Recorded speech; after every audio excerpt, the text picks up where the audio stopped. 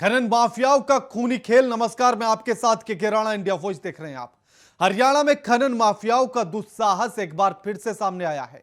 जानकारी के मुताबिक नूह में खनन माफियाओं ने डीएसपी पर गाड़ी चढ़ा दी, डंपर चढ़ा दिया गया, जिससे डीएसपी सुरेंद्र बिश्नोई की मौके पर ही मौत हो गई। बताया जा रहा है कि उप पुलिस अधीक्षक सुरेंद्र बिश्नोई तावुंड यानी कि मेवात में तैनात थे। वह तावडू की पहाड़ी में अवैध माइनिंग की सूचना पर छापा मारने गए थे। कार्रवाई के दौरान डीएसपी सुरेंद्र सिंह बिश्नोई ने खनन स्थल पर पत्थर से भरे ट्रक को रोकने की कोशिश की, तभी उन्हें टक्कर मार दी गई। टक्कर डंपर से मारी गई थी, जिससे डीएसपी की मौके पर ही मौत हो गई। आपको बता दें कि सुबह 11 बजे उन्हें खनन की जानकारी मिली थी। इसके बाद लगभग 11:30 बजे वो अपनी टीम के साथ, स्टाफ के साथ मौके पर पहुंचे। पुलिस वहां पहुंची तो उन्हें देखकर खनन माफियाओं ने भागना शुरू कर दिया। इसी दौरान डीएसपी को टक्कर मारी गई और इसी बीच जिस डंपर ने टक्कर मारी है, उस डंपर का चालक और डीएसपी के बीच एक लंबी बहस भी हुई थी और जिसके बाद डीएसपी के ऊपर ट्रक चढ़ा दिया गया, जिसके चलते जब उन्हें स्टाफ के उनके लोग उनको अस्पताल ले जाने की तैयारी कर रहे थे, उसी बीच डीएसपी सुरेंद्र सिंह बिश्नोई ने दम तोड़ दिया। अब ऐसे में इस घटना के बाद सवाल तमाम उठ रहे हैं। एक तरफ सरकार के दावे और दूसरी तरफ यह घटना सवालों के घेरे में है। बिल्कुल सख्त कार्रवाई करने के मैंने आदेश जारी कर दिए हैं, चाहे जितनी भी पुलिस लगानी पड़े, जितनी भी फोर्स बुलानी पड़े, आसपास के जिलों की बुलानी पड़े, हम पूरी कार्रवाई करेंगे और किसी को भी हम बख्शेंगे नहीं। साहब, इस तरीके के जो है पूरे प्रदेश में, यमुनानगर में भी जो है कई बार ऐसे मामले आए हैं। नहीं, बिल्कुल किसी को नहीं बख्शा जाएगा, सख्त से सख्त कार्रवाई की जाएगी। और अब इस खबर पर अधिक जानकारी के साथ मेरे सहयोगी नितिन न्यूज रूम से लाइव जुड़ गए हैं। नितिन, हरियाणा में यह कोई पहला मामला नहीं है, लगातार ऐसे मामले निकलकर सामने आते हैं। अब एक डीएसपी खनन माफियाओं पर रोक करने के लिए, खनन को रोकने के लिए जाता है, उस पर डंपर चढ़ा दिया जाता है। इतनी हिम्मत आखिर इन खनन माफियाओं में कहां से आती है? जी देखिए, बिल्कुल ठीक है। जिस तरीके से खनन के जो मामले आए दिन हरियाणा में जो सामने देखने को मिलते हैं, जिस तरीके से आज जो है खनन माफियाओं ने डीएसपी सुरेंद्र सिंह बिश्नोई को जो है हत्या कर दी गई, क्योंकि जिस तरीके से वो खनन माफियाओं की जो सूचना मिलती है कि आखिरकार खनन जो चलता रहता है उसे रोकने की पूरी कोशिश की जाती है कि आखिरकार जो खनन है इसे किस तरीके से रोका जाए, तो वहां पर खुद डीएसपी जो है वो खुद जाते सुरेंद्र सिंह वहां पर। जब खनन माफियाओं ने ट्रक उनके ऊपर चढ़ा दिया जाता है तो उनकी वहां पर हत्या हो जाती है। उनके साथ में जो पुलिसकर्मी रहते हैं उनकी भी जो हालात है वो भी नाजुक बताई जा रही है कि आखिरकार जिनके साथ में 10 से 15 पुलिसकर्मी थे साथ ही, और उनके जो पूरी टीम के साथ वहां पर गए थे, खनन को रोकने का पूरा प्रयास किया था कि आखिरकार हरियाणा के अंदर जो खनन चल रहा है इसे रोका जाए। तो उसी को लेकर वो वहां पर सुरेंद्र सिंह जो डीएसपी हैं वो खुद मौके पर गए थे कि आखिरकार खनन इतना ताबड़तोड़ वहां पर चल रहा है तो उसे पूरी रोका जाएगा। इसको लेकर जो खनन माफिया ने जो आज ट्रक चढ़ा के जो डीएसपी की जो हत्या कर दी जाती है, तो उस पर जो बड़ा एक सवाल यहाँ पर सामने आता है कि आखिरकार डीएसपी जैसे बड़े अधिकारी को जब खनन माफियाओं ने जो उनको जो जान से मार दिया जाता है, उनको पर ट्रक चढ़ा दिया जाता है, तो उसको लेकर एक बड़ी घटना है। इसको लेकर खुद वहां के जो अनिल विज हैं, खुद खनन मंत्री हैं, उनका भी बयान ये कहते हैं कि आखिरकार जो यहाँ पर डीएसपी की जो हत्या की गई, उनके जो आरोपी हैं उनको जल्दी से जल्दी पकड़ लिया जाएगा। लेकिन अभी कहीं ना कहीं जिस तरीके से डीएसपी की हत्या हुई उसमें जो पुलिस विभाग में पूरा एक जो हलचल मची है कि आखिरकार बड़े अधिकारियों को जो है ट्रक चढ़ाया गया कि खनन को रोका जाए, उसी को लेकर वो यहाँ पर नितिन, बिल्कुल इसके पीछे की जो खबरें हैं उन पर ध्यान देना इसलिए जरूरी है क्योंकि सोनीपत में कुछ दिन पहले ऐसी घटना होती है जब स्पेशल इन्फोर्समेंट टीम वहां मौके पर पहुंचती है खनन माफियाओं को रोकने के लिए और खनन को रोकने के लिए, तो एक एएसआई के साथ मारपीट की जाती है, उसकी वर्दी फाड़ दी जाती है। यमुनानगर से लगातार इस तरह की खबरें निकलकर सामने आती हैं। तो क्या समझा जाए कि ये मिली भगत से हो रहा है और खनन माफिया किसी न किसी के तो शय में ये सब कुछ कर रहे हैं? जी देखिए, बिल्कुल जिस तरीके से सोनीपत की बात की जाए तो सोनीपत में भी अभी कुछ दिन पहले का मामला सामने आया था। एएसआई की जो वर्दी है उनके साथ में मारपीट की जाती है, बदसलूकी की जाती है खनन माफियाओं की तरफ से। कहीं ना कहीं जो मिली भगत, इसमें पूरी तरीके से मिली भगत मानी जाती है कि आखिरकार सरकार का भी इसमें जो रोल रहता है कि एक बड़ी पैमाने पर जो खनन यहाँ पर चलाया जाता है हरियाणा के अंदर, एक खनन माफियाओं की बड़ी मिली भगत रहती है, सरकार से मिली भगत रहती है। तमाम यहाँ पर जो नेता है वो एक बड़ी मिली भगत से जो कार्य यहाँ पर कराया जाता है कि खनन को लेकर जो कार्य है वो एक सबसे बड़ा खनन जो है यहाँ हरियाणा के अंदर होता है, तो उसी की जो पूरी तरीके से कहीं ना कहीं एएसआई की वर्दी फाड़ दी जाती है, तो उसमें जो मारपीट भी की जाती है पुलिसकर्मियों के साथ। जैसे आज डीएसपी को सुरेंद्र सिंह जो डीएसपी थे हरियाणा में, तो उनके ऊपर जो ट्रक चढ़ा दिया जाता है तो उनकी जो हत्या कर दी जाती है, तो वहां पर पुलिस विभाग में कहीं ना कहीं एक शोक की लहर भी यहाँ पर दिखाई दे रही है कि आखिरकार जिस तरीके से एक बड़ी अधिकारी के ऊपर जो है ट्रक चढ़ा दिया जाता है और वहां पर जो हत्या कर दी जाती है। तो उसको लेकर एक पूरा मामला जो है यहाँ के जो खनन मंत्री है उनका भी साफ बयान ये आया कि आखिरकार उनको जल्दी से जल्दी पकड़ा जाएगा, हिरासत में ले लिया जाएगा। यहाँ पर जो टीम है वो बना दी गई है कि खनन माफियाओं को जो जल्दी से जल्दी यहाँ पर पकड़ा जाए, और जो ट्रक है उसको भी जो है अपने हिरासत में ले लिया जाएगा, और जो ट्रक था उसके जो संचालक थे उनको भी पकड़ने के लिए यहाँ पर टीम जो है यहाँ पर पूरी तरीके से लगा दी गई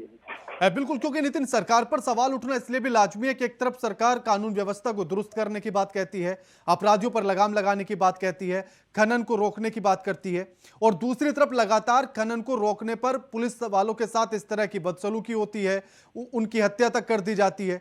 तो फिर सवाल तो सरकार पर उठेंगे।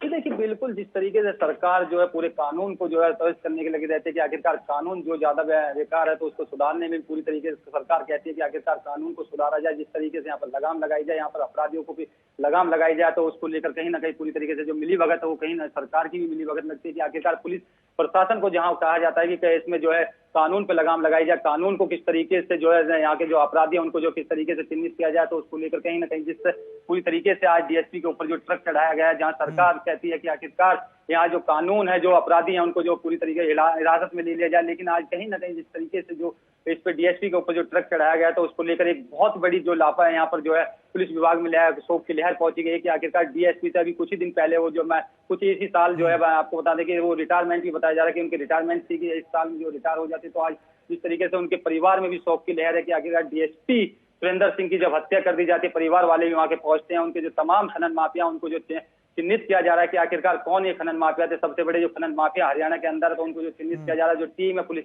प्रशासन की जो टीम है पूरी वहां पर अलर्ट कर दी गई है, पुलिस विभाग जो पूरी पुलिस जो छावनी में तब्दील कर दी गई है कि हरियाणा के अंदर जो खनन है इसे रोका जाएगा और जो जिन्होंने डीएसपी की हत्या की गई है उनको जल्दी से जल्दी पकड़ा जाएगा। जी बिल्कुल, शुक्रिया नितिन आपका हमारे साथ ये तमाम बातचीत करने के लिए और जानकारी साझा करने के लिए। अब ये तस्वीरें आपकी टीवी स्क्रीन पर है हरियाणा के नूह से, जहां एक डीएसपी पर जब वो खनन को रोकने के लिए पहुंचते हैं तो उनके ऊपर पत्थर से भरा हुआ डंपर चढ़ा दिया जाता है। नूपुर शर्मा का वीडियो देखने पर सीतामढ़ी में एक युवक पर दूसरे समुदाय के लोगों ने चाकुओं से हमला कर दिया। युवक का इलाज दरभंगा के एक अस्पताल में चल रहा है। घटना 15 जुलाई की है, लेकिन मामला अब सामने आया है। इस मामले में पुलिस ने 2 लोगों को गिरफ्तार कर लिया है। हालांकि पुलिस का यह कहना है कि इस वारदात को नूपुर शर्मा का रंग देना सही नहीं है। पुलिस इसे दोस्ती में रंजिश का मामला बता रही है। उधर पीड़ित युवक का कहना है कि वो हमलावरों को जानता भी नहीं है, तो दोस्ती कैसे हो सकती है। घटना का एक वीडियो भी सोशल मीडिया पर वायरल हो रहा है, जिसमें पीड़ित युवक लहूलुहान नजर आ रहा है। पुलिस इसे आपसी विवाद की घटना बता रही है और जिसके बाद पुलिस की भूमिका पर भी सवाल खड़े होते हैं। उधर फुलवारी शरीफ आतंकी मॉड्यूल मामले में गिरफ्तार किए गए मोहम्मद अतहर परवेज के मोबाइल से भी एक बड़ा खुलासा हुआ है। सूत्रों के मुताबिक अतहर परवेज के मोबाइल से नूपुर शर्मा के घर का पता मिला। जानकारी के मुताबिक पूछताछ में अतहर ने बताया कि तमाम ग्रुप में नूपुर शर्मा का एड्रेस भेज दिया गया और सभी को वहां पहुंचने का आदेश दिया गया। बिहार में अमरावती, उदयपुर जैसी घटना यह आपकी टीवी स्क्रीन पर है। 2 बंदे थे हम लोग, और वो 2-3 थे, वो भी 2-3 थे। हम लोग नूपुर शर्मा का स्टोरी लगाए थे, हम ही लगाए थे। तो वो हम अपने पे बोल रहे थे कि हम स्टोरी लगाए हैं ऐसे ऐसे। फिर वो दोनों बोला नूपुर शर्मा का समर्थक है, बोले कि हाँ हम है। तो फाइट चलाया, फिर नहीं वो हम भी वो गलत वर्ड भी यूज किया, हम भी गलत वर्ड। फिर वो बोला कि फाइट चलाया वो, फिर हम भी चलाए, फाइट से नहीं जीता तो वो चाकू चला दिया पीछे से। कितने बार चाकू? 6 बार चाकू लगी। किसी को पहचानते हैं? नहीं पहचानते पहले से, तो कौन लोग थे वो लोग? नहीं जानते पहले से, किसी को नहीं पहचानते। बाद में बहुत लोग आए थे। बहुत लोग हैं। वो लोग कौन थे? गांव वाले भी थे, बाहर वाले भी थे। जो उसको बचा के ले गया ना 25-30 था। उसी में सिगरेट का धुआं एक व्यक्ति पे फेंकने को लेकर के 4-5 लड़कों में आपस में विवाद हुआ। उसमें से एक लड़के द्वारा चाकू निकाल कर एक लड़के पे हमला कर दिया गया। प्रारंभिक जांच में इस तरह का मामला आया। मुख्य रूप से 2 लड़कों के उस समय बात आ रही थी, 2 लड़कों द्वारा चाकूबाजी की गई है, परंतु उस समय घायल को देखते हुए तो उसे इलाज के लिए पीएचसी से फिर दरभंगा DMCH FI कर दिया गया, जहां वह इलाज में चला गया। उस दिन पुलिस द्वारा जो 2 संदिग्धों की बात आई थी उसकी गिरफ्तारी के लिए प्रयास चालू कर दिया गया। अगले दिन और आप जानते हैं इस मामला में हमारी सरकार गंभीर रहती है, तुरंत कार्रवाई होता है। उसमें कल भी हमारे एसपी साहब से बात हुआ है, जितने लोग भी थे जांच के बाद, जो जांच हुआ कुछ लोग ऐसे भी हैं जो ऐसे अफवाह में कुछ का नाम आया हुआ है। कल मैंने कहा उनसे कि जो सही हो जांच करके जो इसमें संलिप्त हैं वो बचे ना, ये कार्रवाई में की जाएगी। इस खबर पर हमारे साथ हमारी संवाददाता रजनी शर्मा जुड़ गई हैं। रजनी, अब इस मामले में एक पेंच फंस गया है। एक तरफ पुलिस का कहना है कि 2 दोस्तों के बीच रंजिश की लड़ाई है और दूसरी तरफ पीड़ित का यह कहना है कि वो तो जानता भी नहीं है जो हमलावर है, तो फिर दोस्ती कैसे? रजनी, बिल्कुल, देखिए ये नुपुर शर्मा का जो मामला है वो लगातार गहराता जा रहा है। जिस तरह से नुपुर शर्मा की वीडियो को लेकर ये इस हमले की बात सामने आई है, वहीं एक अभी की लेटेस्ट ब्रेकिंग आपको बता दूं कि अतहर परवेज जो 2-4 दिन पहले आतंकी पकड़ा गया है, उसके मोबाइल से नुपुर शर्मा के दिल्ली के घर का एड्रेस मिला है और उसने ये भी कबूला है कि सूत्र जो बता रहे हैं वो सूत्रों का कहना है कि अतहर ने बताया था कि ये जो ग्रुप है, ये जो एड्रेस है वो तमाम ग्रुप में भेजे गए थे और सभी को दिल्ली पहुंचने के लिए, नुपुर शर्मा के घर पे पहुंचने के लिए कहा गया था। तो अब ये जो नुपुर शर्मा से जुड़े हुए विवाद के तार हैं वो लगातार बढ़ते जा रहे हैं। हम बिहार में 2 जगह पे, सीतामढ़ी में और आरा में हिंदू युवकों पे इस तरह का हमला और उसके बाद अतहर परवेज के मोबाइल से इस तरह के वीडियो मिलने, कई ऐसे संकेत सामने आ रहे हैं। हालांकि अगर बात करें सीतामढ़ी एसपी की, तो उन्होंने कहा है कि हर मामले पर, हर बिंदु पर जांच होगी और जांच की जा रही है। लेकिन जिस तरह की ये वारदात सामने आई है, जिस तरह से अभी थोड़ी देर पहले एएसपी फुलवारी शरीफ ने इस बात का खुलासा किया कि उसके मोबाइल से ऐसे एड्रेस मिले हैं, तो जो सोर्सेज हमारे बता रहे हैं वो सोर्सेज ये बता रहे हैं कि नुपुर शर्मा का मामला अंदर कहें तो इसे कम्युनल बनाया जा रहा था, इसे किस तरह से विवादित किया जा रहा था, ये इसका एक सीधा मिसाल है जी।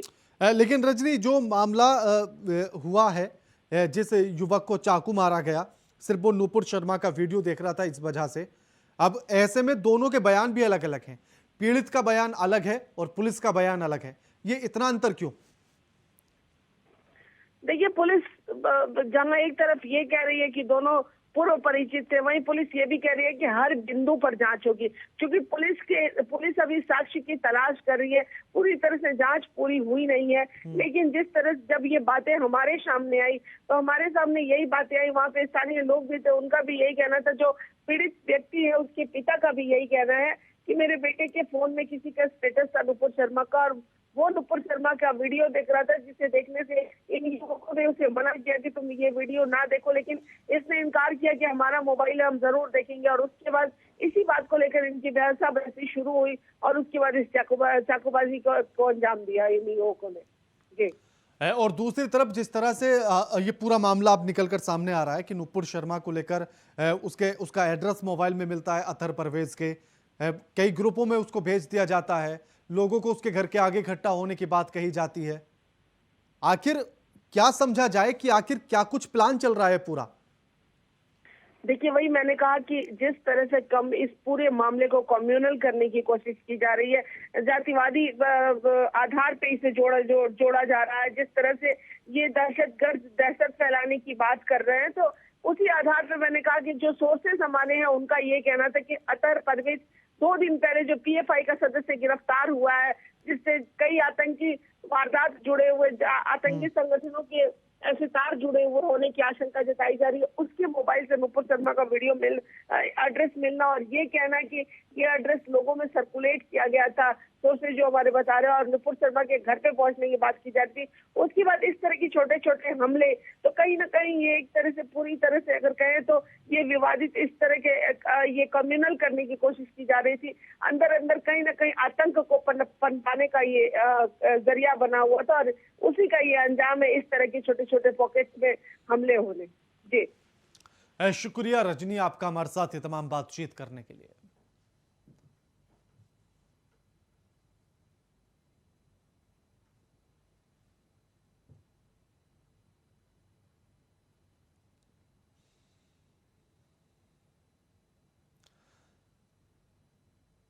फुलवारी शरीफ टेरर मॉड्यूल मामले को लेकर एसएसपी मनीष कुमार ने प्रेस कॉन्फ्रेंस की। प्रेस कॉन्फ्रेंस में उन्होंने कहा कि गजवाए हिंद नाम के व्हाट्सएप ग्रुप बनाकर युवाओं को भड़काने वाले मरगूब अहमद उर्फ ताहिर को 48 घंटे के लिए रिमांड पर ले लिया जाएगा। मामले को लेकर अरमान और परवेज से पूछताछ में कई जानकारियां मिली हैं, कई बातें सामने आई हैं, कई एविडेंस भी मिले हैं, जिसे हम लोग कोर्ट के समक्ष रखेंगे।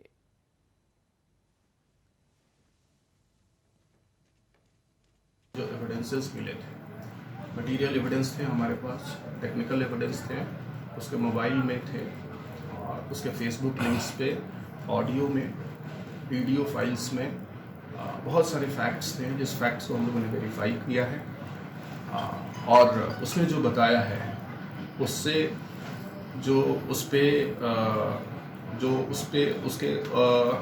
उसके अगेंस्ट में या उसके ग्रुप के अगेंस्ट में या उसके एक्टिविटीज़ के अगेंस्ट में जो एफआईआर दर्ज था वो और पुख्ता हुआ है, मजबूत हुआ है, उसके ट्रेल्स दूर तक गए हैं और सारे जितने शामिल लोग हैं उसको इसमें हम लोग एक्सपोज करेंगे कानून की परिधि के में रख करके हम उनको।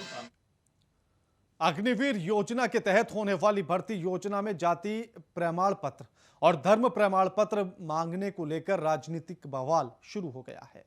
वहीं इस मामले को लेकर बिहार सरकार के पर्यटन मंत्री नारायण प्रसाद ने कहा कि जाति के बारे में कोई कागजात नहीं ली जा रही है, बल्कि जाति की जानकारी लेना सरकार का हक है। इस मामले में बेवजह तूल दिया जा रहा है, किसी को चिंता करने की जरूरत नहीं है। अग्निवीर योजना सभी लोगों के लिए काफी फायदेमंद है। बताया ना कि हमारी हिस्ट्री चाहिए, जो भी व्यक्ति हमारे सेना में आएगा उसका डाटा चाहिए। इस डाटे के लिए हम लोगों ने इस तरह का व्यवस्था किया है। हमारे प्रधानमंत्री ने कंफ्यूजन में किसी को नहीं रहना, किसी को कंफ्यूजन नहीं होगा। राज्य में महंगाई की मार से आम जनता का जीना मुश्किल हो रहा है। वित्त मंत्री निर्मला सीतारमण की अध्यक्षता में हुई जीएसटी काउंसिलिंग की बैठक में कई चीजों को लेकर पहली बार जीएसटी के दायरे में शामिल किया गया, जिसका सीधा असर आम जनता पर पड़ने वाला है। आज से जरूरत की सभी चीजों के दाम बढ़ा दिए गए हैं। रोजमर्रा की वस्तुएं जैसे कि दही, पनीर, चावल आदि चीजों के दाम बढ़ा दिए गए। वहीं बढ़ती महंगाई पर विपक्ष भी केंद्र सरकार पर निशाना साध रहा है। कांग्रेस प्रदेश प्रवक्ता राकेश सिन्हा ने कहा कि मोदी सरकार न जीने दे रही है और न ही मरने दे रही है।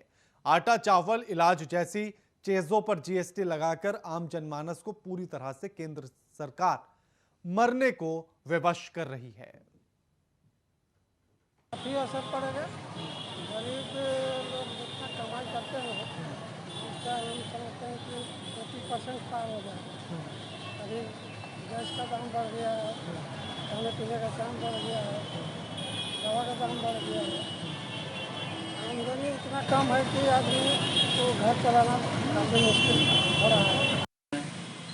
जिस प्रकार आज आटा, चावल, इलाज के सामानों में जीएसटी लगाया गया, स्वाभाविक तौर पे इससे निम्न वर्गीय, मध्यम वर्गीय परिवार आज किस स्थिति में अपने आप को को विवश हो रही है, ये मध्यम वर्गीय और निम्न वर्गीय परिवार का दर्द को जाके समझना होगा। लेकिन चूंकि देश के प्रधानमंत्री को तो निम्न वर्गीय और मध्यम वर्गीय परिवार से मतलब नहीं है, उनको मतलब है अपने पांच चंद पूंजीपति मित्रों से। उनके पूंजीपति मित्रों के चेहरे पे मुस्कुराहट है। प्रधानमंत्री जी को लगता है कि देश के 130 करोड़ जनता के चेहरे पे मुस्कुराहट है। बढ़ती महंगाई से फिर एक बार आम जनता के जेब पर भारी पड़ने वाली है। जी हाँ, 47वें जीएसटी मीटिंग के बाद कई जरूरी खाद्य आपूर्तियों पर जीएसटी बढ़ाया जा रहा है, जिसका सीधा असर आम जनता के सीधे रसोइयों से लेकर उनके जेब तक में पड़ने वाली है। जीएसटी के मीटिंग के बाद कई जरूरी दही, दूध, दवाइयों जैसे जरूरी सामग्रियों पर जीएसटी बढ़ाया गया है, जिसका खासा असर आम जनजीवन पर दिखने को मिलेगा। पहले से रसोइयों के गैस जैसे जरूरी चीज़ों पर बढ़ती महंगाई आम जनता की कमर को तोड़ रही है, तो वहीं फिर से एक बार जीएसटी की मार लोगों को झेलनी पड़ेगी। Chitranjan Kumar, India voice, Ranchi. किशनगंज जिले के टेढ़ा गाछ प्रखंड क्षेत्र अंतर्गत कालपीर पंचायत के बीबीगंज +2 उच्च विद्यालय में प्रधानाचार्य सिद्धार्थनाथ पांडे का छात्रों से अवैध उगाही करने का वीडियो वायरल होने के बाद शिक्षा विभाग ने वायरल वीडियो को सत्य मानते हुए प्राथमिकता से दर्ज करने का निर्देश दिया। प्राथमिकी दर्ज करने का निर्देश दिया। जिला शिक्षा पदाधिकारी सुभाष कुमार गुप्ता ने प्रखंड शिक्षा पदाधिकारी को जांच करने का निर्देश दिया। गौरतलब है कि वीडियो में प्रिंसिपल छात्र से मार्कशीट की एवज में 300 रुपए की मांग करता है। वहीं पूरे मामले पर जिला शिक्षा पदाधिकारी ने कहा कि जिला पदाधिकारी के निर्देश पर मामले की जांच और विधि सम्मत कार्रवाई की जा रही है। बीबीगंज विश्वविद्यालय का मामला संज्ञान में आने के बाद जिला पदाधिकारी के स्तर से डीपीओ एसएसए और प्रखंड विकास पदाधिकारी टेरागाछ को संयुक्त रूप से जांच दिया गया। संयुक्त जांच प्रतिवेदन प्राप्त हुआ है। उक्त जांच प्रतिवेदन के आधार पर संबंधित हेडमास्टर के विरुद्ध विधि सम्मत कार्रवाई की जा रही है। कानपुर कमिश्नरेट पुलिस का एक बड़ा कारनामा सामने आया। इस कारनामे ने पूरे पुलिस महकमे को शर्मसार करके रख दिया है। आपको बता दें कि गुड वर्क दिखाने के चक्कर में पुलिस ने खुद से लूट होने की सूचना देने वाले युवक को ही लुटेरा और वाहन चोर बनाकर जेल भेज दिया। जेल से छूटने के बाद पीड़ित ने परिजनों के साथ मिलकर पुलिस कमिश्नर से न्याय की गुहार लगाई। वहीं पुलिस कमिश्नर ने मामले को गंभीरता से लेने की बजाय जांच एसीपी गोविंद नगर के पास भेज दी। तमाम प्रयासों के बाद भी अभी तक दोषी पुलिसकर्मियों पर कोई भी कार्रवाई नहीं की गई।